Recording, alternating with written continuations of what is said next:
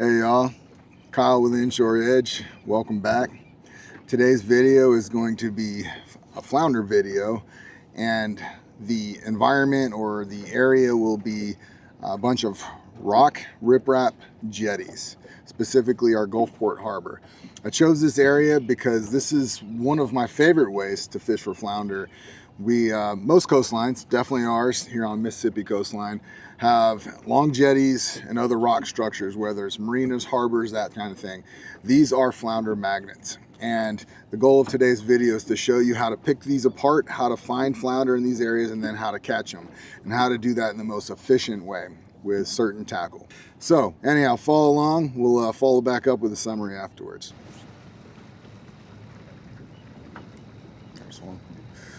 There's one. He's eating it. I'll give him a few seconds, and I'm gonna set it home. There he is. That's flounder. I'm gonna need the net on this one.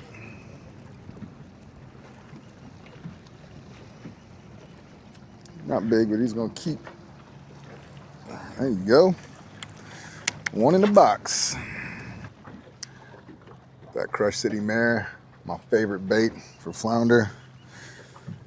Just that confidence to kind of make sure they're there, figure out the pattern, and then you can switch it up if you want. But go with your confidence, babe.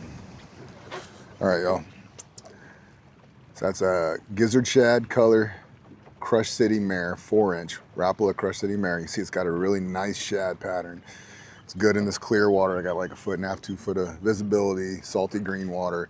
It's just a really natural mullet, pogies, you know, whatever. It mimics everything.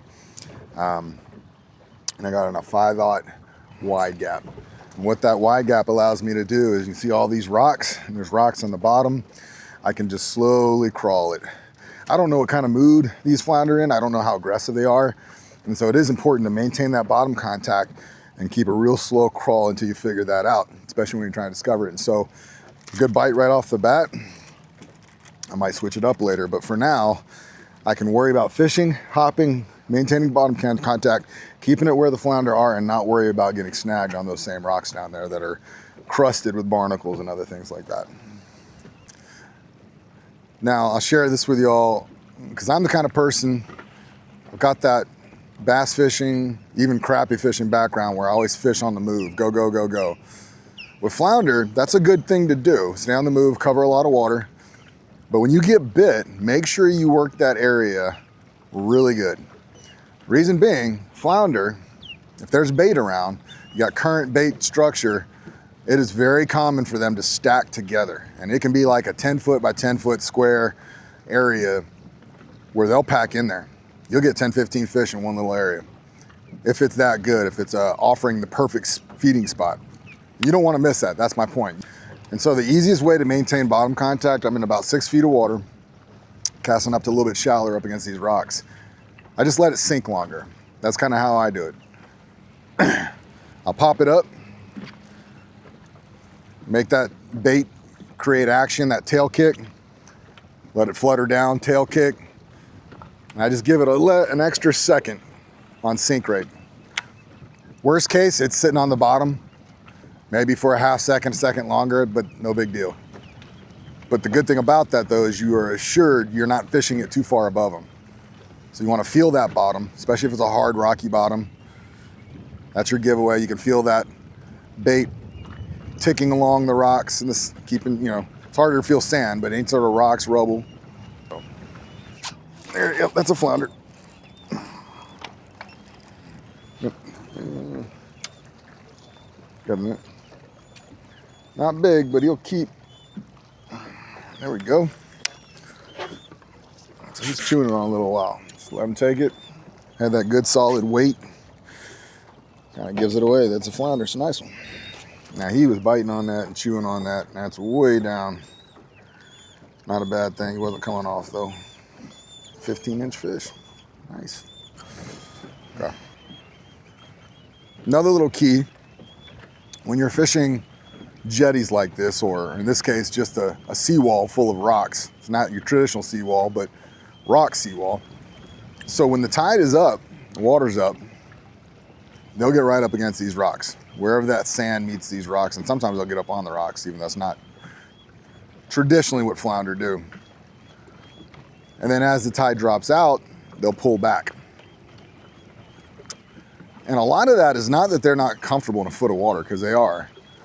Because on the lower tide, you might have just a foot up against those rocks. That's not the issue. They're camouflage, they'll sit in a foot. It's what the bait's doing.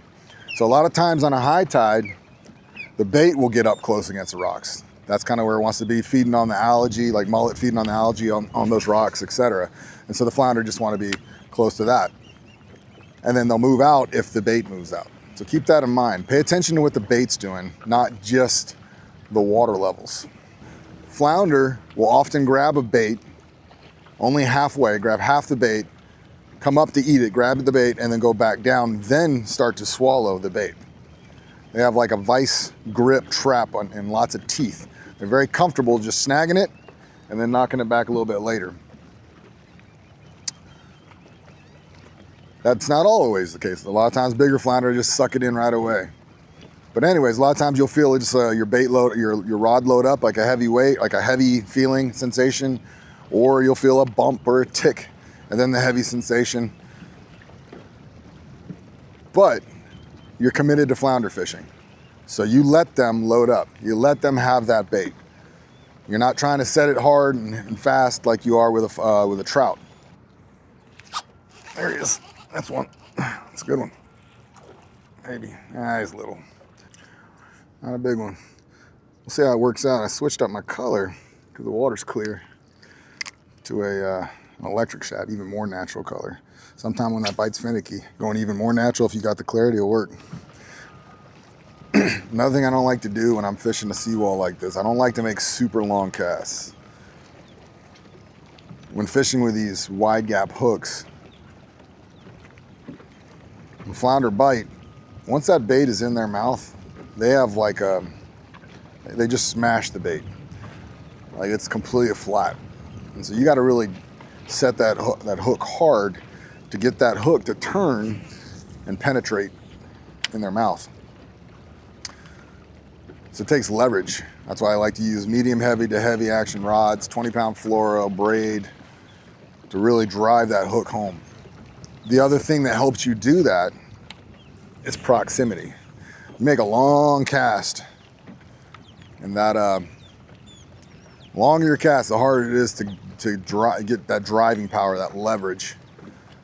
And so there's no need. Flounder, especially around rocks and structure like this, they're very confident in their camouflage. And so if you got boat noise and things like that, usually not a big deal. They're not gonna move, they're not gonna dart off. And they'll still feed when you bounce through them. So keep it short, get better hook sets. Short cast. There's fish. It's a nice flounder. He's got a little one. Want another? Nah.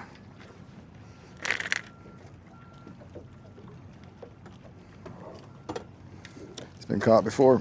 Now another really important lesson that I've learned the hard way, if you're getting started.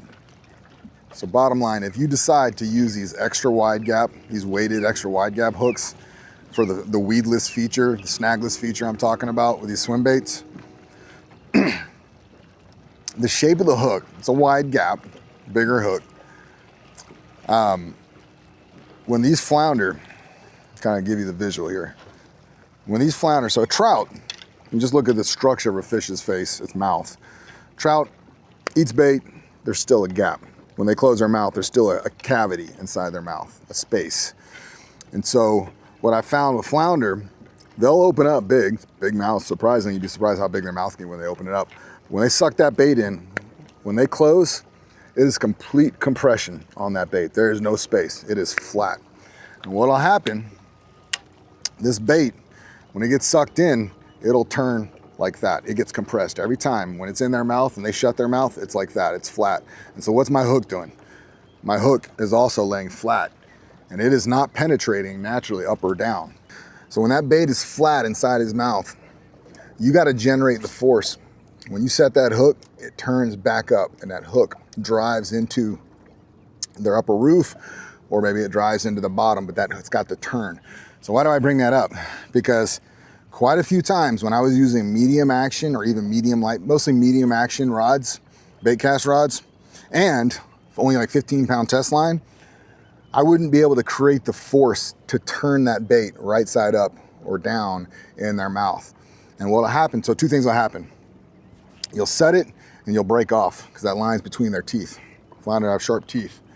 Or you'll set it and flounder, for whatever reason, especially big ones, and that's where it hurts, it's a hard lesson to learn, will come up towards you, you'll fight them to the boat, and they just won't open their mouth. They'll keep it clamped, and yet you don't have the hook in their mouth.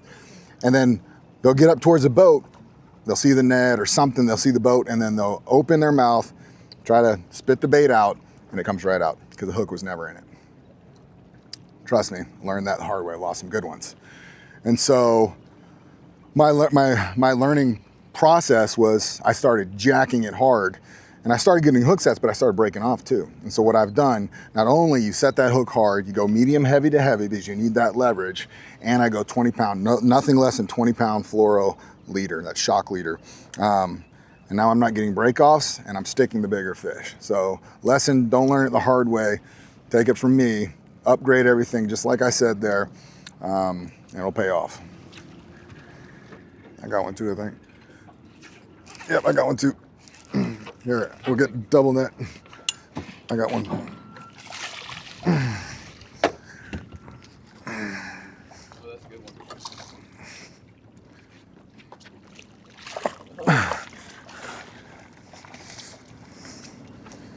Yeah, we got a nice one, and we got one's probably just 13, maybe. That fish right there. 17-inch flounder.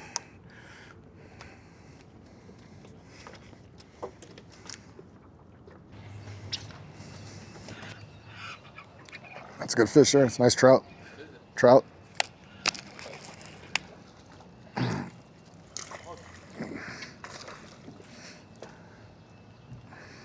It's a 19, 20-inch fish right there. Sometimes you get a nice bycatch. Look at that trout, 18-inch trout on that mare.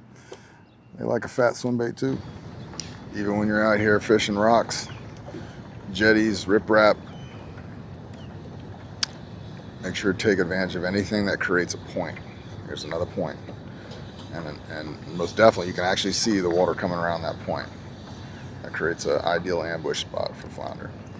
There's another example of a little, it's not a huge point, but it's just basically a different angle. And so that current's running down the straightaway, these rocks. And that current doesn't just turn with the actual shoreline. It actually comes straight out, which creates a little pocket back here. And it's real subtle sometimes, but that pocket a lot of times will hold multiple flounder. We'll let them sit. If that weight stays on for a 5 count, I'll swing on it. There we go. Yep, that's a flounder. And that's the difference. Another little one. One of the best things about long stretches of rock and riprap, jetties, from a flounder perspective, they just almost always hold fish as long as it's the right time of the season. You'll get some days where they're just loaded, fish are stacked, and even on your worst days you still always have a decent amount of fish in there, and so you always have a fair shot at bringing back a decent meal. Whether it's just a handful of 3 or 4, or you clean house and get a limit, whatever your limit is. So that's kind of one of the appeals. And that's why I wanted to put this together to show y'all kind of how I approach jetty, rock, that kind of technique, this kind of area. Fish. Maybe. Just don't know what it. Might be a nice flounder. It's fighting like it.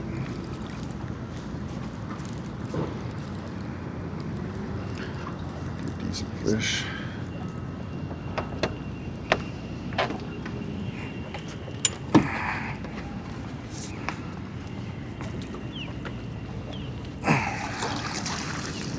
Good flounder there, boys. Good flounder. Good fish right there. So I'll just point to you why I believe that fish was in that spot. It's kind of a tried and true aspect of structure differences and how flounder hide in different areas. You have areas where essentially the structure will change. And so in this case, it was riprap and marsh grass. Where it meets, that holds fish. It's like this bass fishing, all predatory species, trout. And so as you can see right there, I've got marsh grass, a little clump of it, and rocks. And sure enough, that flounder was right there on it. Always spend a little extra time where your structure changes. So what does that look like? If it's marsh grass and you get two different kinds of marsh grass creating a seam, fish that spot. If you get basically a completely different from one type of structure to the other, fish that spot. Grass to sand, fish that spot. It holds bait fish like everything and ultimately brings in the predator fish, but I don't know exactly why that change is so attractive, but it is and it matters. Fish it. When you're fishing a large area of jetty rock,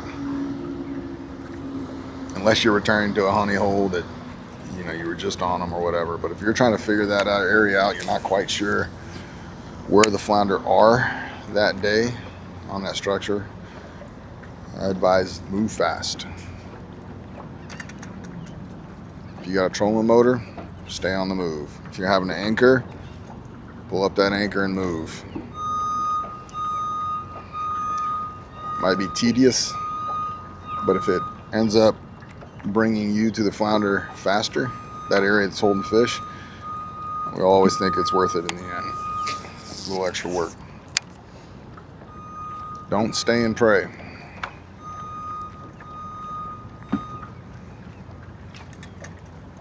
That's the thing with flounder. They're so daggum aggressive. They're so opportunistic. They have to be. Sitting on the bottom waiting, you can't pass on opportunities to eat. And so as a fisherman, that's your clue to move.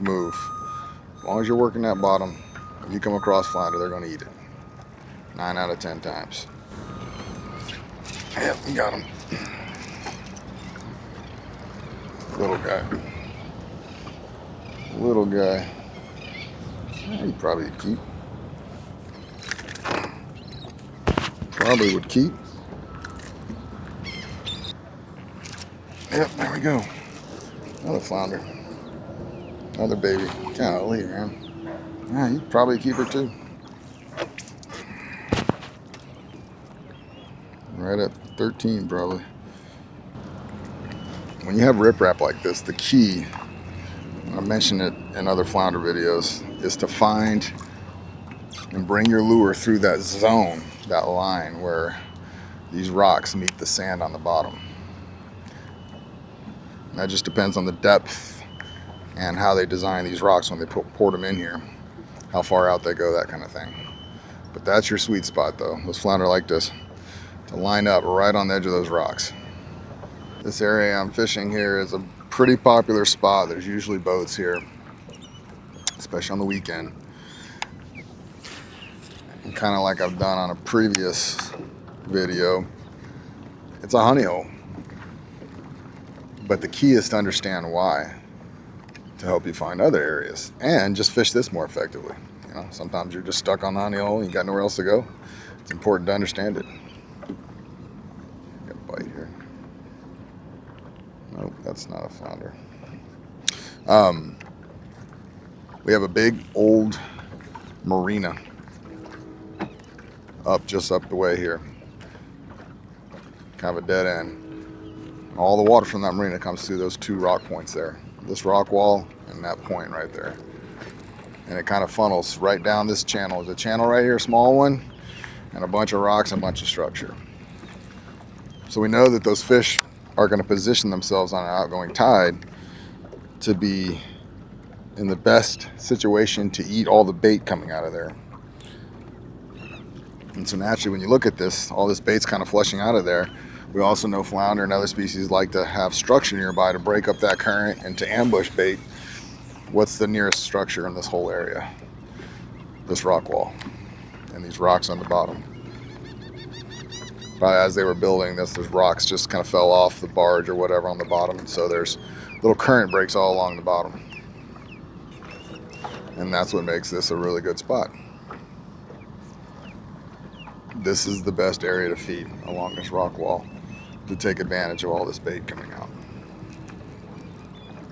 All right, y'all, let's wrap this thing up with a quick summary. Not to rehash all the details, but just kind of summarize some of the key points that I talked about in the video, the key takeaways, that, if you will. So anytime you're around these rock structures, these jetties, riprap is another term for, a lot of times you'll see that on highways going across bridges, just all the granite boulders. Those are fish attracting structures. You got all the algae that grows on it, all the little microorganisms that grow in it, and that's fresh or salt. Salt has its own little unique ecosystem going on there. Crab, shrimp, it attracts bait fish. So it is a food source, and that's number one reason flounder like to go to these areas. And so know that, first thing, you can always expect to find flounder around these rocky jetty type structures. The key is finding where they are on that. And that's hopefully what I imparted today, show you how to break that down. Always stay on the move. Be aggressive, stay on the move. Don't just hit certain areas. Cover lots of water. And unlike marsh lines and other shorelines where I like to focus on points and other structures, sometimes you can have a 300-yard stretch of just do nothing rock structure and the flounder may be only in certain areas there. It's because there's a lot of underwater structure that we just can't see. There's these rocks where they pour these rocks and where they hit the sand or the mud. Sometimes there's little points down below that you just can't see. Sometimes you can see it with current breaks, but point being, the best way to figure that out is just cover water. Settle down. Once you find some fish that area thoroughly, because flounder will bunch up. Sometimes they're spread out and you just keep moving. So lures. I've talked about this. I'll just kind of bring it home one more time. It's important that you fish these rock structures with a peace of mind, meaning not frustrated because you're getting snagged, not intimidating because of all the snags. I think a lot of people actually, if I'm being frank, avoid a lot of this a lot of times, or they don't fish it efficiently. They'll fish it high up in the water column so they don't get snags. If you're fishing where your goal is not to get snagged, you got it backwards. The goal is to catch fish. And so I bring that up. You can see here, we'll talk about the lure in a second, but that is a weighted wide gap hook. I talk about this a lot. In saltwater, inshore, they are heavily underutilized. It is essentially a wide gap hook with a molded lead around the shank of it, and the lead can come in different weights. And then it has a screw lock. That's what's holding that bait on, a screw lock. You rig it up through the belly, out through the back, so that hook is flush. See that hook point? It's flush. And when a fish grabs it, that plastic comes down, exposing the hook. And that's how you basically set the hook into the fish's mouth. So what this does though is when it's up and down on these rocks or swimming it across these rocks, that little lead or the nose will hit the rocks and bounce off, but you can see at no point there's nothing to snag, right? And so you can fish this very effectively along rock and other structure that would normally get you hung up, get you snagged. You can crawl it through there. Most of this video you just saw is me crawling, and it's just nonstop bump, bump, bump, grab, whatever. You can actually help you visualize what's going on down there, and it really keeps you more mentally focused. So when you do get bit, it's like you're almost ready for it. So I encourage you to bring that, put the weighted wide gap hook in your arsenal. And then from there, it's a Rapala Crush City Mare. That's one of my favorite flounder baits. I've talked about it before. I like the 4-inch. It's that nice size where it can still catch some of your smaller end fish, but I do believe it does create a little bit better class fish. I catch bigger flounder using that 4-inch and up than I do small 3-inch or 2-inch baits. We've had that happen multiple times side by side. My son fishes with me a lot. He used to go real finessey, and he'd catch sometimes just as much or more than me, but they'd be small. So bigger bait does matter for upper class flounder. The idea is to find that sweet spot where you're getting bites, right? Because most of us fish for flounder for food because they taste amazing, right? Again though, but with that wide gap, you can put any plastic you want on there. The key about this Rapala Crush City Mare, And yes, that's the easy button, is just to go buy these, right? But if you want to buy from the other 1,000 different brands of swim baits, the key is soft plastic that allows basically that tail. See that tail flops over? Tail action at all times. That's the key. There are a lot of swim baits out there that don't swim on the fall, or usually it's the fall, or they'll only swim when you pull or you reel a certain speed. And that's because sometimes the plastic's too tough. It's very, very important to get a plastic swim bait that swims at all times. When it's falling, that tail's kicking. When it's rising, the tail's kicking. When I dart it, the tail's kicking. You always want that tail action with flounder fishing. So choose whatever you want to go on it, but make sure that you insist on those characteristics when you buy whatever you buy. Colors for this Rapala Crush City Mirror, that's gizzard shad. I also like shad color. I like green pumpkin disco. Tennessee shad is a little bit, still natural color, but a little bit more bright. But as you can see, I love these natural colors, especially in clear water. I also think that generates more bites. Well, that pretty much sums it up. Again, appreciate you guys following these videos. I appreciate you're bearing with me as I try to get the point across. I hope it's worthwhile for you. I hope that you're able to start putting things together. Give me feedback in the comments if you're doing well. I mean, I tell you what, that takes the cake. When you guys give me feedback that you're utilizing the things I'm teaching and you're having success, man, that freaking makes me so happy. So give me the feedback whenever you do. Ask questions. And then just for the algorithm, it helps me grow. Like and follow on Facebook, subscribe, and even like on YouTube.